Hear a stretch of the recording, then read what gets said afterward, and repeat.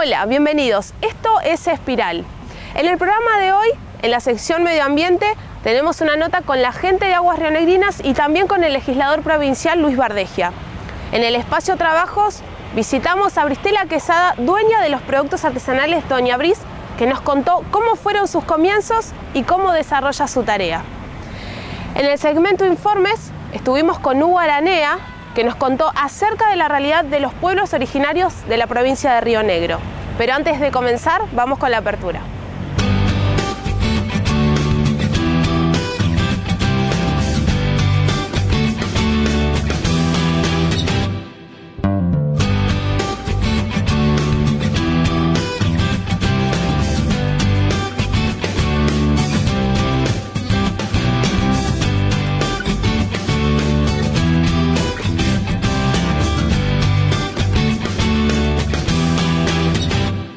Los residuos cloacales o aguas servidas deben ser tratados. En Viedma tenemos una planta que en los últimos años preocupó a gran parte de la sociedad. Para saber más sobre el estado real, estuvimos con Norberto Ferro, gerente de obras y proyectos de ARSA.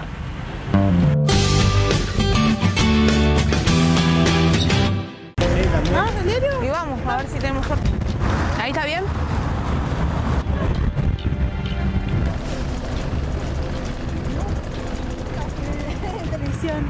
Pero necesitamos hacer una consulta.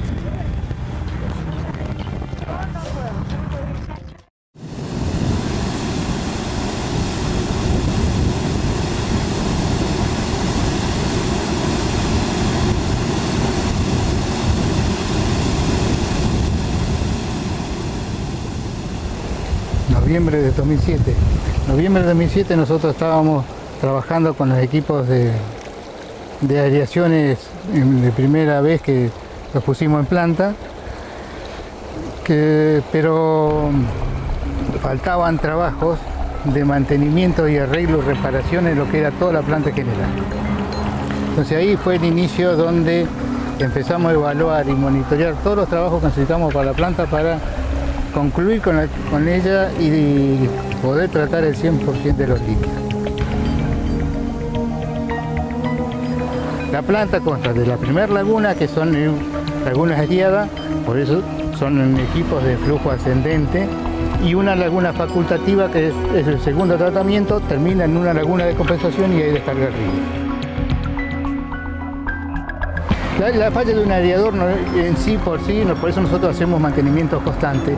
Se saca, se extrae, lo que pasa es que hay que hacer todo un operativo no es fácil extraerlos, hay que conseguir gente, grúa para sacarlos, y hacer el mantenimiento y se reponen los equipos, se arreglan los equipos. A veces los dejamos de funcionar porque no siempre necesitamos la demanda completa de oxígeno con todos los aireadores funcionando. Entonces eso se regula porque los caudales de aporte de líquidos cloacales dependen de la temperatura, del tiempo, de invierno, verano, de la calidad del líquido, cómo viene el líquido en la red, cómo están los bombeos. Eso se regula, por eso yo hablé de demanda de oxígeno. De acuerdo a la demanda de oxígeno que necesita la planta, es que funcionan los equipos a pleno o no, porque tampoco tenemos que controlar eso, porque si no estamos perdiendo energía cuando no es lo necesario, y eso es un costo. Además que produce sobreaireación sobre las lagunas cuando estamos aireando de más. O sea, es normal que nosotros dejemos equipo, porque siempre hay que hacerles mantenimiento. O sea, estamos cubiertos en eso, nosotros sabemos cuando tenemos que sacar los equipos, cómo andamos con las demandas que tiene la planta. Los vuelcos de río es permanente, depende de los caudales de bombeo. Normalmente, como están viendo, la planta normalmente tiene que descargar al río porque es por gravedad, siempre va a estar funcionando de esa manera. Lo que tiene que hay mayores demandas en momentos picos, cuando hay marmol revuelco en la ciudad. Por ejemplo, mañana temprano, a la tarde o a última hora, entonces hay aumentos de caudal. Entonces ahí también tenemos que estar encontrando el equipo, ahí sí que funcionen todos, y dependiendo de la calidad del líquido de aporte a la planta.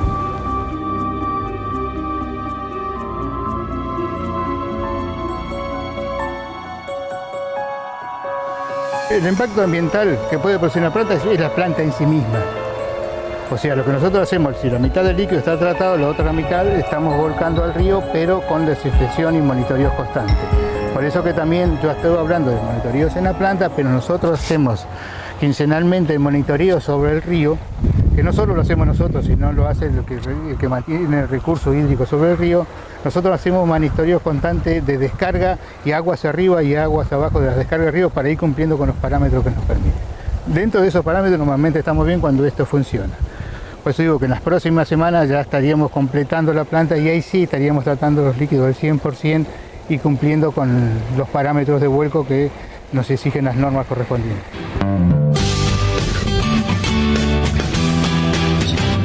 En otras ciudades de la provincia ocurren situaciones parecidas. Luis Bardegia, legislador provincial, habló con nosotros al respecto.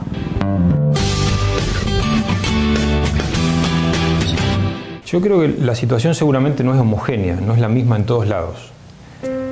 Yo podría hablarte con algún detalle de lo que pasa en Chipoleti. Nosotros empezamos a trabajar desde principios del año pasado en la ciudad, en la planta de tratamiento, a raíz de inquietudes de los vecinos, de los sectores contiguos a la planta.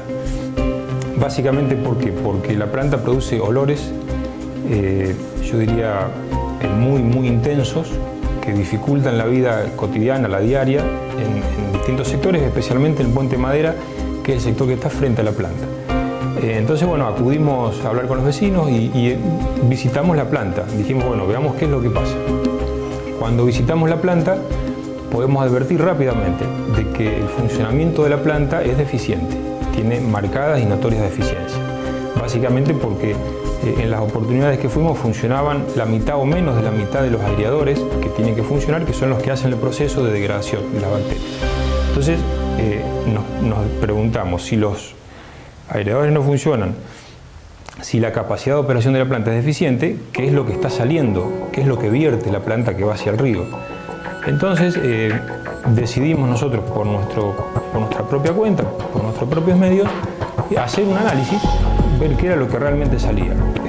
Así es que acudimos a la planta con una escribana, con una bioquímica, tomamos muestras cuando entra el producto, o sea los líquidos, y cuando sale. Y bueno, los resultados fueron valores muy por encima del margen de tolerancia, que son 50 miligramos por litro. Los resultados que nos dieron a nosotros en un laboratorio de la ciudad nos daba arriba de 100, o sea, más del doble. Entonces dijimos, bien, veamos qué es lo que pasó en todo el año, pedimos informes al DPA.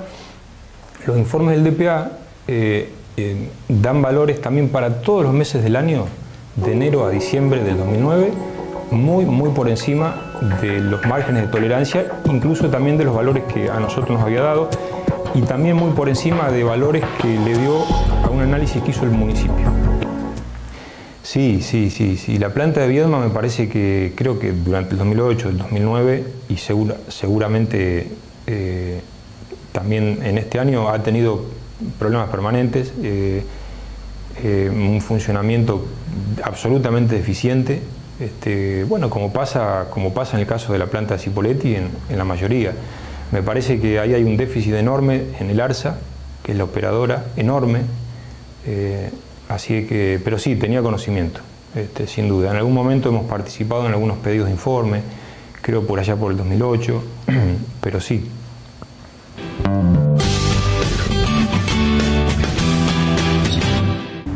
El tratado de los efluentes es una realidad que día a día nos preocupa más y a más rionegrinos. Recién terminamos de ver una nota que nos dio un panorama acerca de la situación real de la provincia. Recordá que lo más importante es que vos te preocupes por cuidar tu medio ambiente. Entre todos tenemos que estar atentos a lo que nos pasa.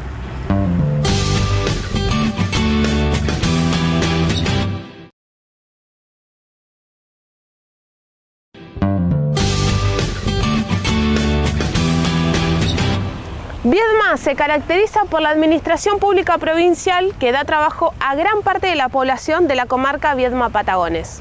El Instituto de Desarrollo del Valle Inferior, IDEVI, está ubicado en una de las entradas a esta capital.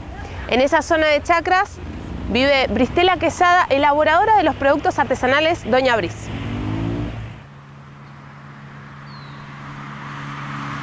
Mi nombre es Bristela Quesada. Todos me dicen Bris, me cortaron el nombre. Así que por el nombre mío me pusieron a la fábrica, se le puso a la fábrica. Por eso es Doña Bris.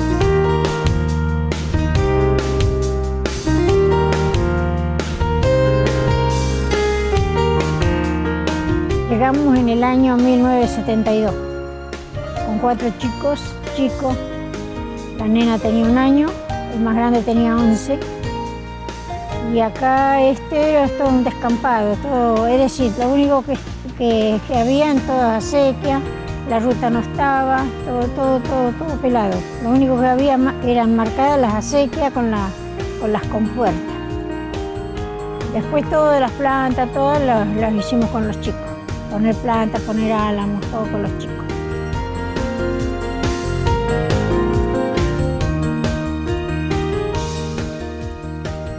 Bueno, lo primero que hicimos es sacar los yuyos, porque estaba tapada la chacra de yuyo. Teníamos un 4L y lo tapaba, los yuyos lo tapaban, se iba escondido. A esos yuyos los sacamos con los hijos, quemando yuyos sábado y domingo, porque mi marido trabajaba en Patagones. Entonces veníamos los sábados y domingos a limpiar la chacra. Y sin herramientas, todo a mano. Así que ahí empezamos. Después, cuando estuvo un poco limpia, conseguíamos un tractor que nos viniera a preparar la tierra y bueno, se sembraban verduras anuales.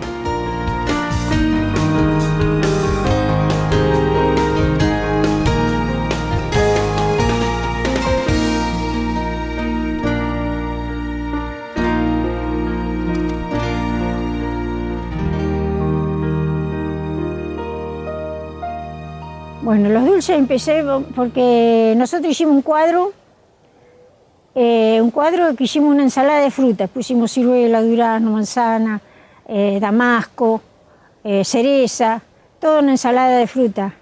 Entonces ahí empezamos con un poco de fruta. Después, al año siguiente, a los 2 años, hicimos un cuadro de durazno.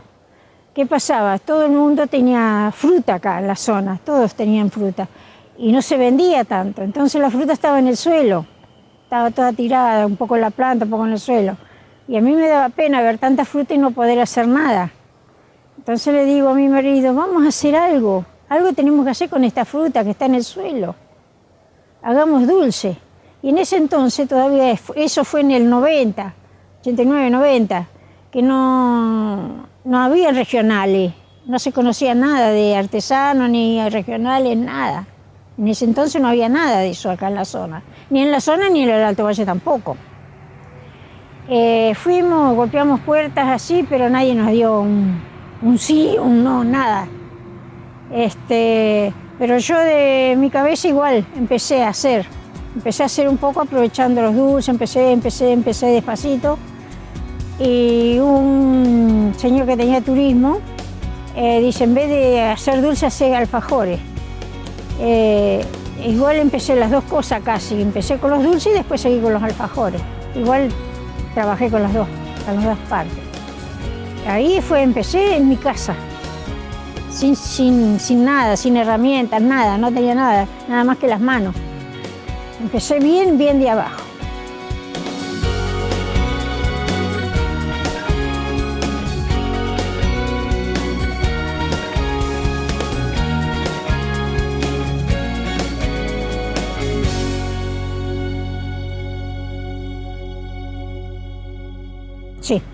Sí, han vuelto a pasar.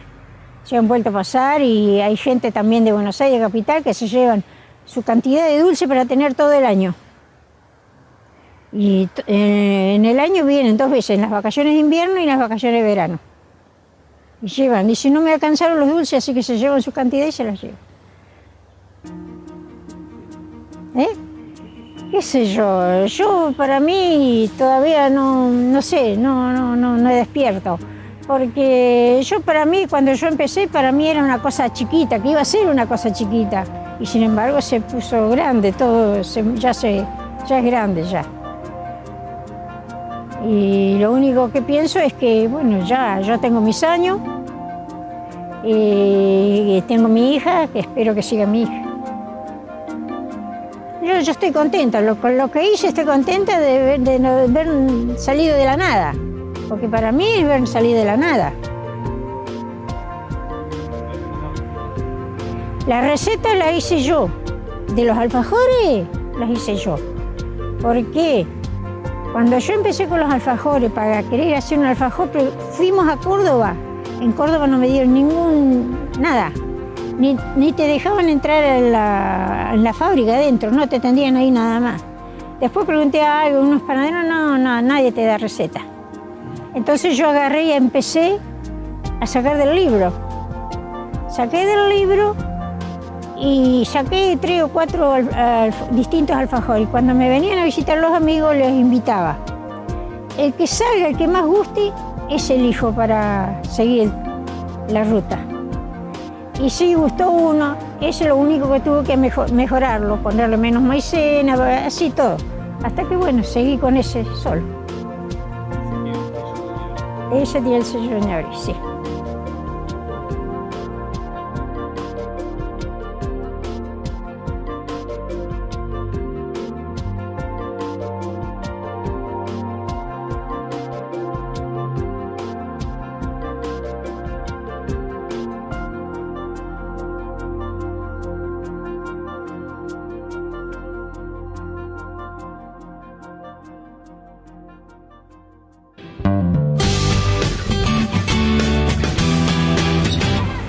Para los que visiten el Valle Inferior y quieran degustar los productos artesanales Doña Bris, su dirección es Ruta 3, kilómetro 975 de la ciudad de Viedma. No cambien, porque tras la pausa tendremos un informe muy interesante. No se vayan.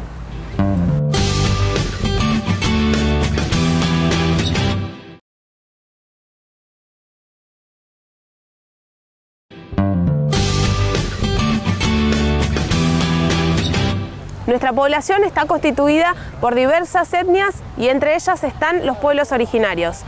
Hugo Aranea, representante del Consejo Asesor Indígena, estuvo con nosotros y nos contó cómo a través del tiempo lograron mantener viva su cultura y demás aspectos que la conforman.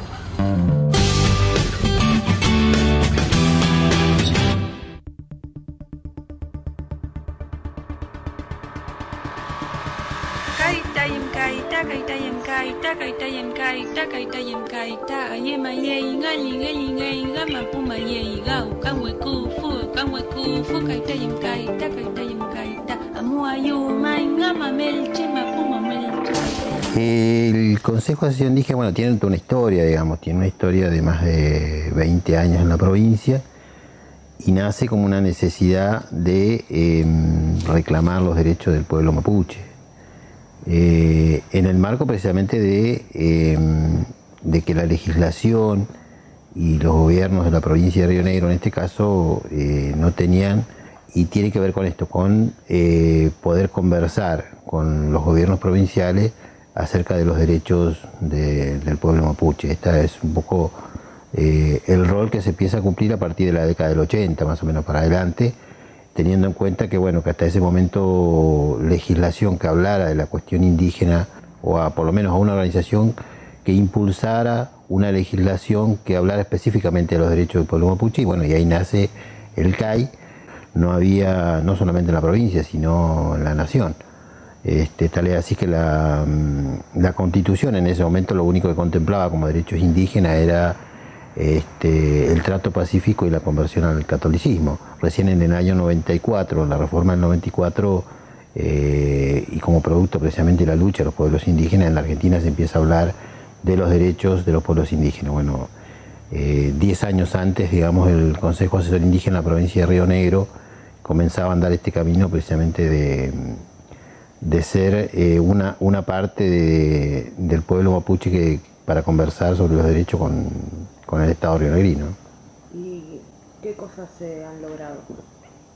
Bueno, en primer lugar el reconocimiento, que no es poco, teniendo en cuenta las políticas que se han llevado adelante históricamente en Argentina, pero podríamos hablar de América, digamos, cuál ha sido. Lo que pasa es que es muy difícil hablar de un proceso puntual, porque en realidad esto tiene que ver con una visión, con una cuestión integral, con una política integral que ha habido de los conquistadores y de la dominación en América, digamos. Bueno,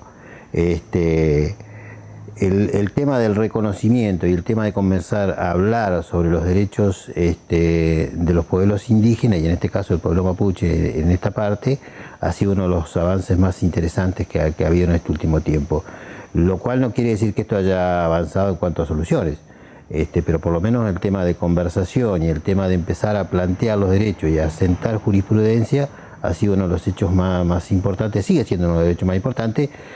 Lo que pasa es que hablar, por ejemplo, de la cuestión indígena y hablar de los pueblos indígenas implicaría hacer también toda una conversación histórica y de cuáles son los objetivos, por un lado de los pueblos indígenas y por otro lado de los distintos gobiernos que se han sucedido en la historia de la Argentina, ¿no?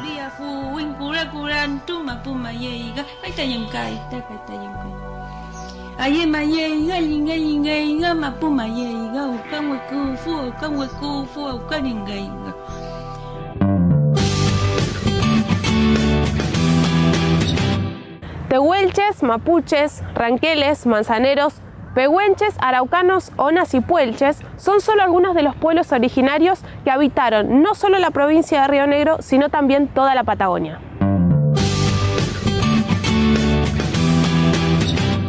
Ahora viene el nuevo censo, ¿viste? Que cada 10 años. El año 2001 se hizo, en el censo general que hizo, se hizo un apartado, digamos, donde se hablaba de los pueblos indígenas. O sea, se preguntaba a toda la población. Claro. Nosotros nos opusimos a eso, a ese censo. Pero no nosotros. Nos opusimos con más de 20 pueblos indígenas y se hizo un encuentro en Buenos Aires, en varios lugares, para oponernos a ese censo. ¿Por qué no oponíamos a ese censo? Porque esta cuestión de sometimiento y negación que ha habido, y de autonegación nuestra, hace que es muy difícil que uno se reconozca. Si precisamente uno de los mecanismos, digamos, de protección y de que no sufriéramos, digamos, las consecuencias de la represión y todo, porque antes vos decías que eras indio y bueno, y te discriminaban, te perseguían, ¿viste? Te hacían negar tu cultura. Y digamos, como forma de protección de esto, los viejos fueron imponiendo la autonegación, o sea, decirle a los hijos que no se asuman como mapuche, ¿no? Entonces, esta autonegación fue llevándose en el tiempo, tal vez así que uno sale a la calle y se encuentra con un mapuche, que vos lo ves que es mapuche, tiene apellido mapuche, o lo ves, y el tipo te va a decir, yo soy argentino. No es mapuche, es argentino. ¿Viste? Entonces, esta cuestión de negación. Entonces vos no podés de un día para el otro salir y preguntarle, decirle, ¿vos sos de algún pueblo indígena? Y te va a decir, no, yo soy argentino. Y es un orgullo para nuestras madres y nuestros padres que sus hijos sean pihuicheros. Si no hay todo un trabajo primero de sensibilización de la sociedad, de explicación, de plantearle por qué es importante que se reconozca, ¿no? ¿Por qué es importante que se reconozca como pueblo? Si no hay todo un trabajo de eso, indudablemente salir a preguntarle así porque sí, va a dar los resultados que dio. Entonces nosotros lo que estábamos planteando es que era una cuestión únicamente como de cartel, digamos, del Estado argentino para ser presentado en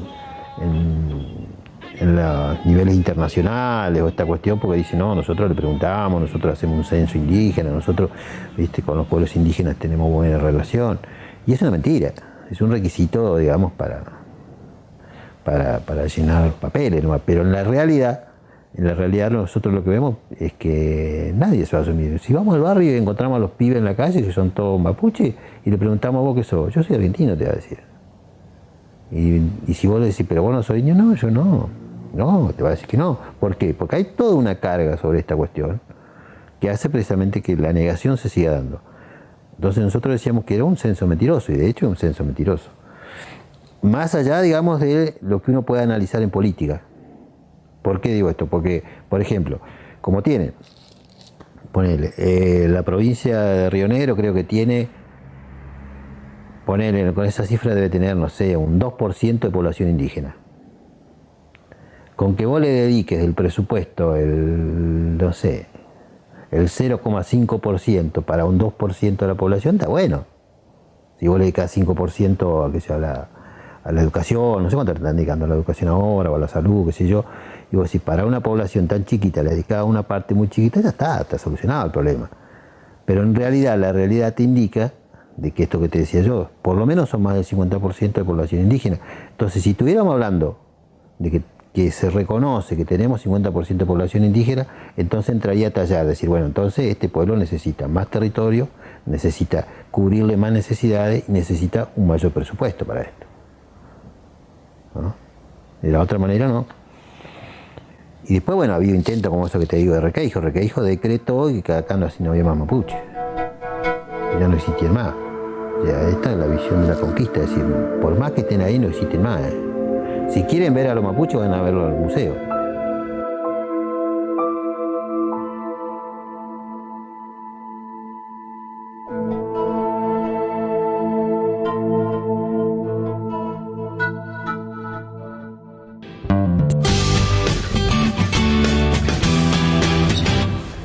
Desde este espacio intentamos mostrar uno de los perfiles culturales que hoy en día conforman nuestra realidad social. Aprender de la historia nos permite entender el presente y construir un futuro del que todos formaremos parte. Recordemos lo visto en el día de hoy. En la sección Medio Ambiente tuvimos una nota acerca del tratamiento de los líquidos cloacales. En el espacio Trabajos estuvimos con Doña Bris. Por último, en el segmento Informes, conocimos la realidad de los pueblos originarios.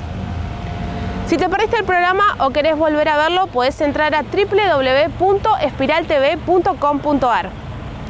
Para acercarnos información, podés comunicarte a info@espiraltv.com.ar. Esto fue Espiral. Hasta la semana que viene.